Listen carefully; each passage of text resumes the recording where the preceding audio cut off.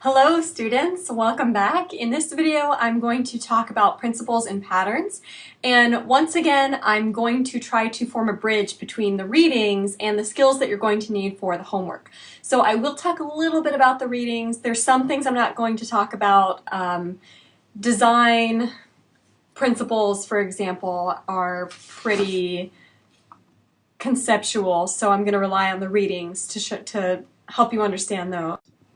So as usual, let's go ahead and start by looking at where we are in the design process. So you've gone through the research and modeling phases. Last week you looked at, or 2 weeks ago you looked at requirements definitions. Last week you learned about platforms and postures, which will help you as you figure out what you're going to work with this week.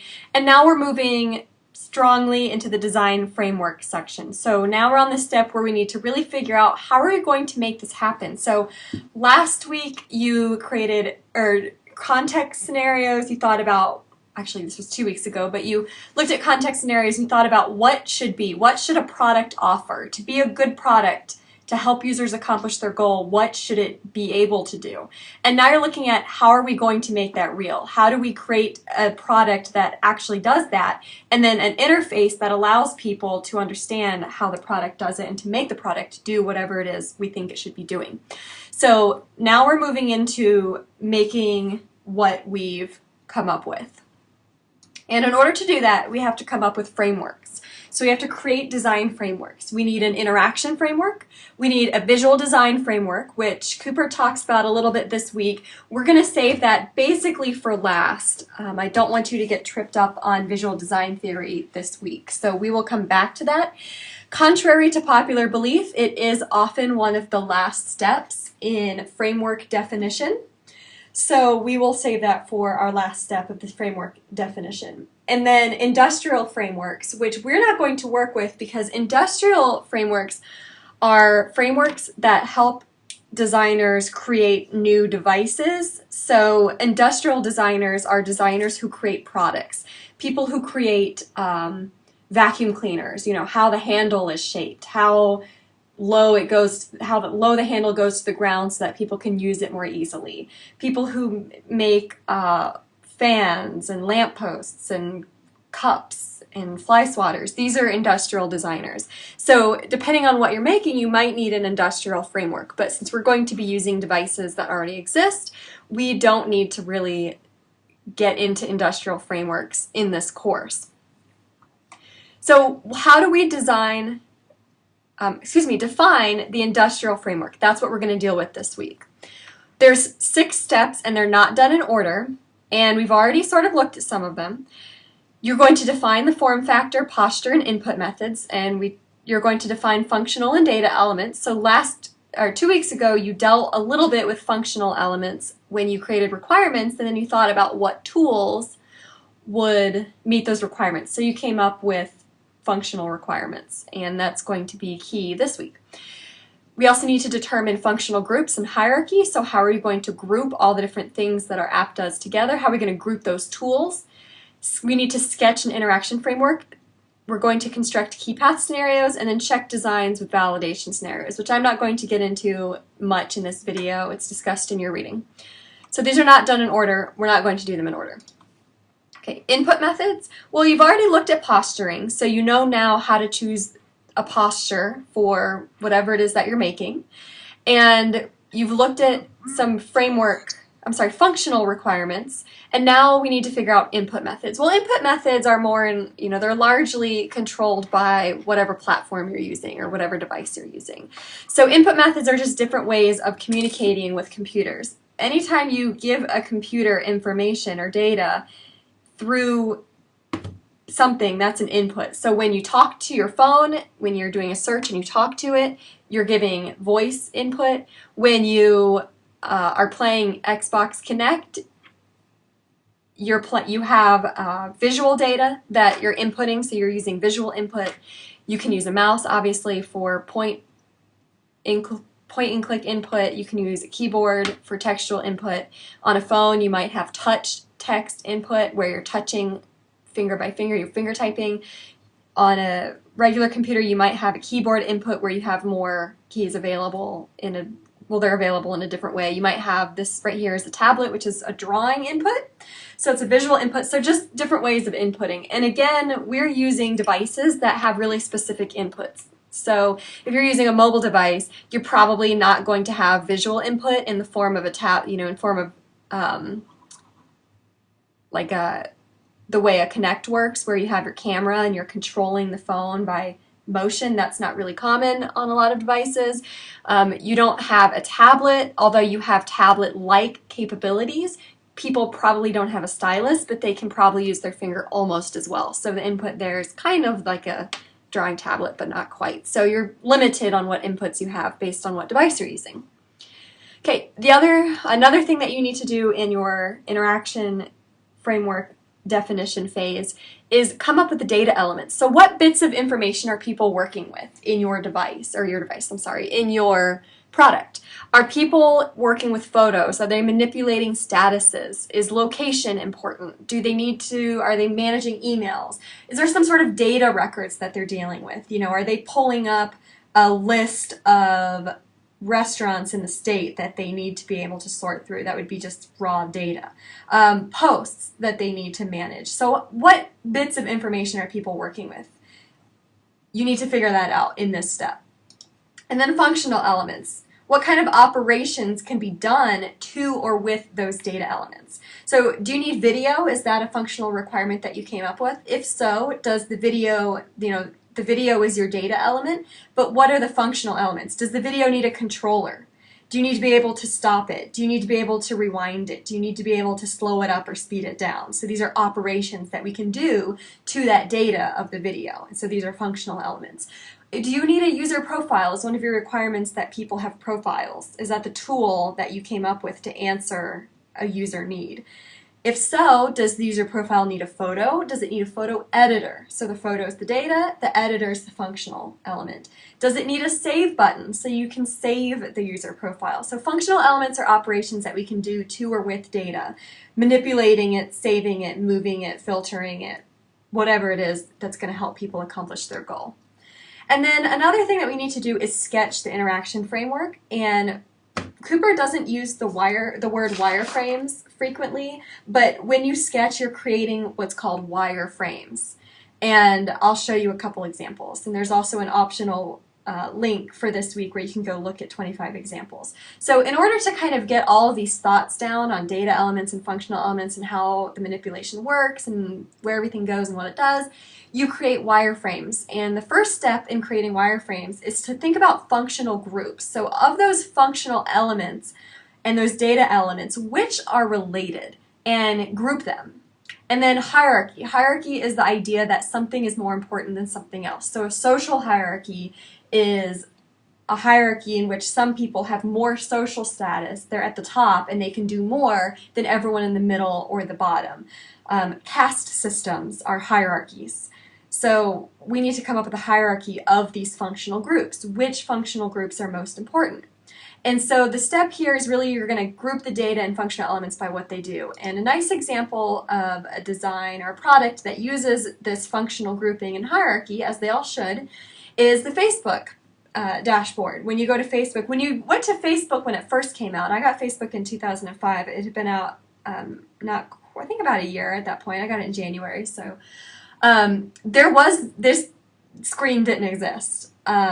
Your profile was like your management page. If you wanted to send someone a message, you had to go to their profile and send them a message. So this is something that came out of user needs. People needed a better way to communicate on Facebook than by going profile to profile. It was craziness.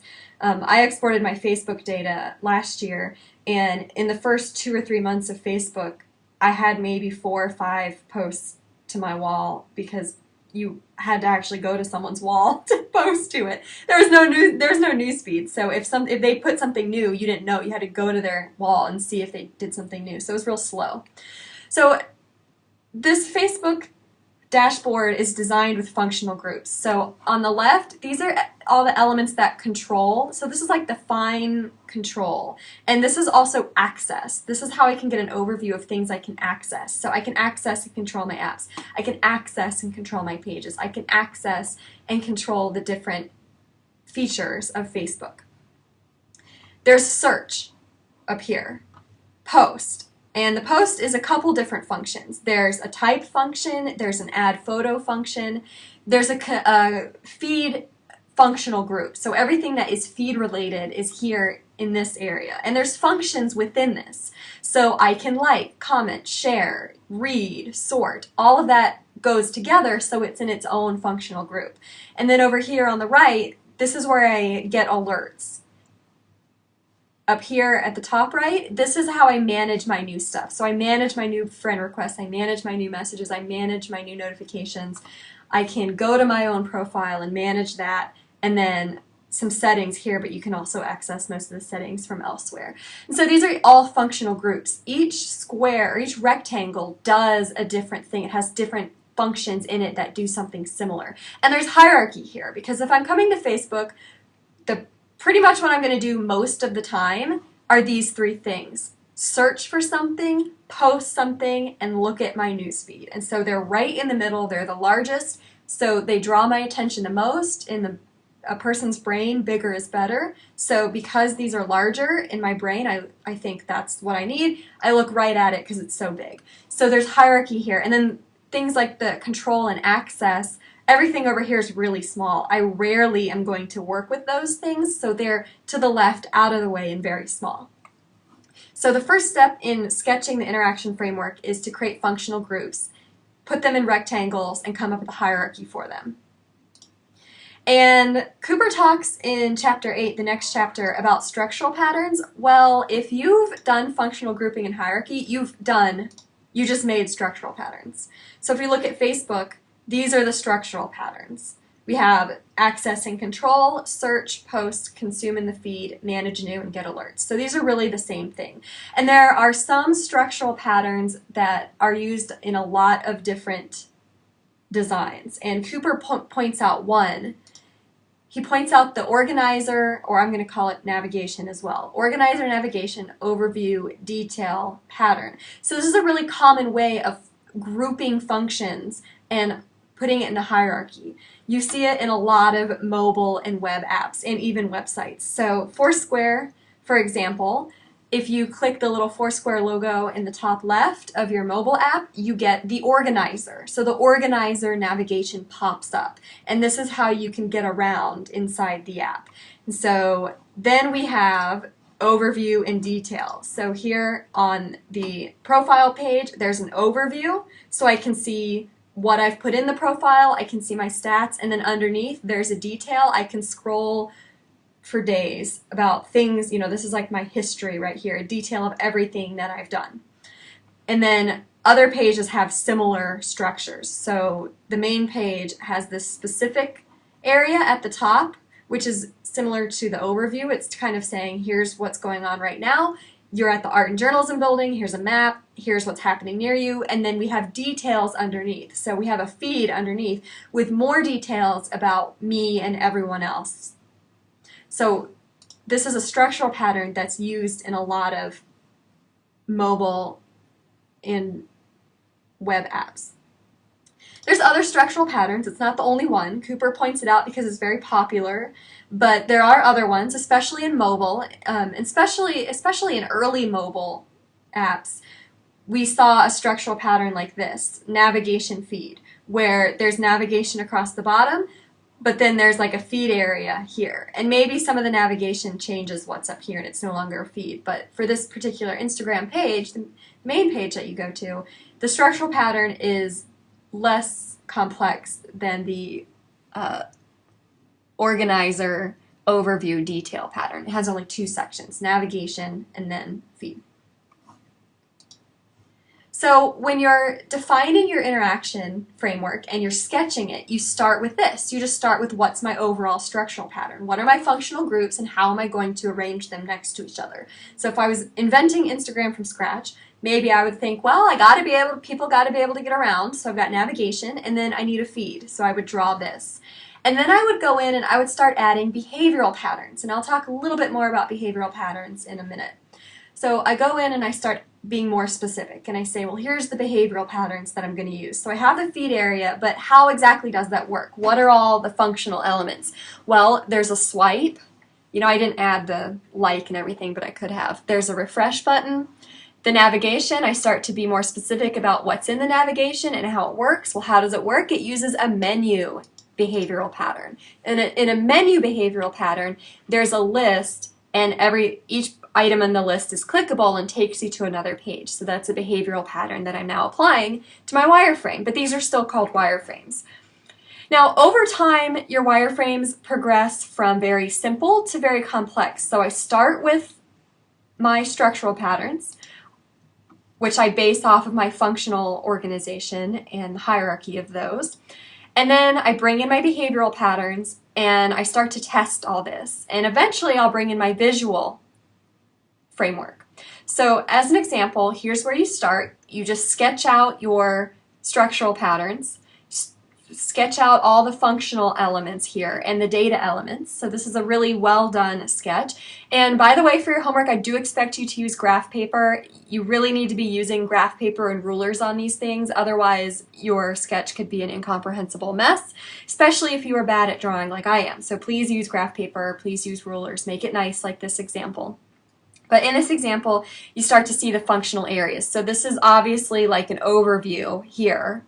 This is a controller at the top, and then down here is like the detail. So you can see this person has sketched the behaviors in as well. You know, you can see that these are buttons, and they're even saying this jumps the controls. So they've done the structural patterns, they're bringing in the behavioral patterns, and they're sketching it all out. Eventually, you move to a digital sketch. And so here's an example of a digital sketch. This is done in probably something like Omnigraphal, I'm not sure, but it's taking the idea of a sketch, but you're kind of making it a little bit more firm by designing it digitally. And the nice thing about this is now it's basically drag and drop. So you can show this to people, and if you figure out that people don't understand it, you can start to move these functional areas around. And then eventually you get to, you know, you bring in some color, you bring in some other things. I'll show you quickly some paper prototypes that I made. So in that museum app that I've been using as an example, I started with hand-drawn sketches, and then I drew I used the little, I used Balsamic, which is like Omnigraphal. It's just a little wireframe maker. You can get it online. It's just drag and drop. It's like, do you want a video? Yes, you drag the video over. It draws a little box of a video for you. And then I designed the interface in InDesign, and I printed it out. So you can see I have paper examples of my interfaces, but they're still pretty simple. There's only one color, which is the yellow, and then whatever pictures. I didn't pick a typeface. I didn't want to be bothered with finding the perfect typeface, so I just used Futura. It was easy. I'm just using like basic stuff. There are a couple things I forgot, so I just wrote them in pencil. And so I got the interface to be a little bit more like a real interface, but it's still not all the way there. And then I tested this with people. I actually have, there's something like 30 pages here, and you'll learn about this when we get to paper prototyping, but it got a little bit nicer. And then eventually I figured out my visual design framework, what colors I wanted to use, what typefaces I wanted to use, whether I wanted to have lots of squares or whether I wanted to have lots of circles, and I brought that in. So finally, one of the last steps was adding the visual design framework. So that's the process that you go through in this framework definition stage. And there's lots of testing that you'll be doing. We're going to learn more about testing in the future. One thing I kind of skipped over a little bit is behavioral patterns. I mentioned that you start with the structural patterns and you figure out your functional grouping, and then you figure out the behaviors within those groups. Well, what are behavioral patterns? Cooper talks about them, but I want to talk about them a little bit more in this video before you do your homework. Behavioral patterns, the thing that you really need to know about behavioral patterns is these are patterns that, for the most part, already exist, and they solve problems related to your data and functional elements. So if you go back to functional elements, do you need a video? Does the video need a controller? Does it need stop? Does it need start? Does it need rewind? There's ways of doing this that already exist. YouTube uses a controller, Vimeo uses a controller, and they're pretty much the same. So that controller is like a pattern for behaving with the video, for helping someone control or mess with or manipulate the video. And that's a pattern that you can use. If you need a video, you don't have to think about what should the stop button look like? What should the play button look like? We already know how to do this. So you just go look at what everyone else is doing. What is YouTube doing? What is Vimeo doing? And then you need those same things. So these patterns are solutions that already exist. I think it will help to look at some pattern libraries. So I'm telling you that behavioral patterns already exist. How do you know what they are? Now, over time as an interaction designer, you start to learn. You start to put this library together in your head of what these patterns are. Just like if you play a sport, you understand the different moves that you can do in the sport. Same with interaction design. So let's look at some libraries and look at some patterns. Okay, so this is a library called uipatterns.com, and people who work in interaction design submit these patterns. So, fair warning. But you can sort of see it's laid out based on problems. So what is your problem? Do you need something for social media? Do you need a navigation for a website? What kind of problems do you have? Is your problem that you need a slideshow? Is it that you need a gallery? That you need a tour or a product page? So you look for what your problem is, and then you can see what patterns already exist. So if your problem is that you're working with social media and you need a feed, we already know how to do this. So you're going to come into the library, you're going to find that activity stream, and someone has described the problem summary, and we say, yeah, that looks exactly like my problem. We see examples of it, and then we see rules. What pattern should we use? So if we're drawing wireframes that include a feed, now we just go into that wireframe, we sketch something similar, but it doesn't have to be exactly like this, but it needs to have the same, elements. And we just read this pattern and understand what it's asking us to do, and we draw that in. So if we need a feed, it looks like there's a few things we need. We need each entry to be separated. So we go into our wireframe and we separate the entries. And then we need to know who made the entry. So we draw a little box for that person's name. So pattern libraries are indispensable. And in this class, every time you come up with behavioral patterns, you're going to have to tell me what it is. What's the name of it? What are you doing? So as you do the homework this week, real quick before I get to the homework, sometimes new patterns do emerge.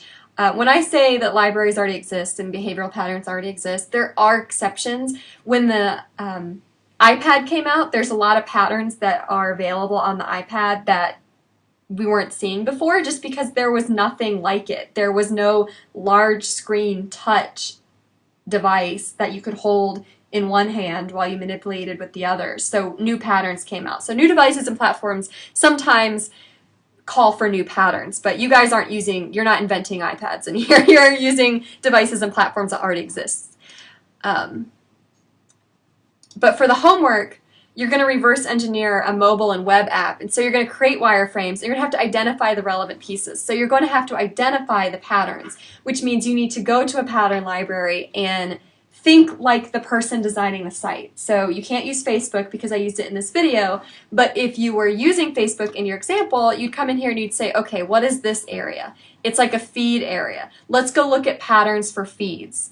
And then I'd say, okay, what is this? It's like a status post area. Let's go look at patterns for statuses and posts. And so for your homework, you're going to be identifying the structural patterns and then the behavioral patterns within each area of the structure. Okay, there's one more thing I need to talk about, and that's key path scenarios. That's just one more step that we haven't yet discussed in the framework, the interaction framework definition. Key path scenarios are how a person interacts with a product, and they depict primary pathways. They're task-oriented, and you can present them as a storyboard or text. So 2 weeks ago, you looked at context scenarios, and those are presented as text. Context scenarios help us understand what our product should do before we start this definition phase. Now that we're in the definition phase, I can't say phase at all. Now that we're in the definition phase, we want to figure out how we can actually make that happen. So going back to week 3, I talked about context scenarios, and I gave an example of a young woman in a museum using an app to figure out where these sculptures in a museum are. But I didn't say how you do it. So now that I'm defining the framework, now I have to say, how does that happen?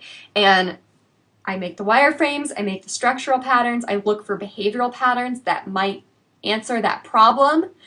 And, you know, if my problem is searching for specific items in a catalog, that's exactly what Sarah's doing, right? She's using the app to find specific items in a database. So I look up behavioral patterns for that, and now I create a key path scenario explaining the behavioral pattern that I chose. So Sarah opens the app, she chooses the exhibits button from the main menu. So a menu is a behavior that I pulled from a pattern library.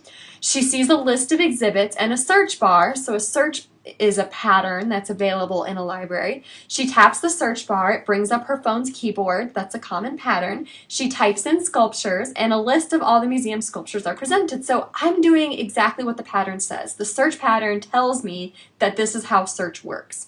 So now I'm saying this is how I give Sarah what she needs. So she presses the, where did I go? She presses the popular button to arrange the search return in order of most popular. So I used a search, and now I'm using another pattern, which is a filter. So she didn't need just to search for sculptures. She needed to know which were the famous ones, right? Because she heard there's famous sculptures. So first she searches, I give her that pattern to use, and now I use a filter pattern to help her find the most famous. So she presses the popular button, which I'm creating out of my mind based on this pattern, to arrange the search items in the order of most popular. So key path scenarios are the concrete this, then this of how Sarah accomplishes that context scenario goal. Okay, so again, for homework, you're reverse engineering a mobile and a web app. I want you to choose a product that has both. I have some listed as examples if you need an example. Again, if you do not have a mobile phone that you can access an app from, please let me know. We can work to find a solution for you. I just suggest borrowing one from someone. You'll need it for, I don't know, an hour maybe to get that part of this project. And you can at least take screenshots. You know, borrow it, take screenshots, give it back. And then you're gonna identify relevant pieces of that design, you know, the framework elements. What are the data elements? What are the functional elements? What did the wireframe look like? What behavior patterns are they using? Okay, that's it. I look forward to seeing what products you choose and to seeing how you break them down and if you can identify all the different elements. If you have any questions about the lecture or the reading materials or the homework, as always, please don't hesitate to send them my way.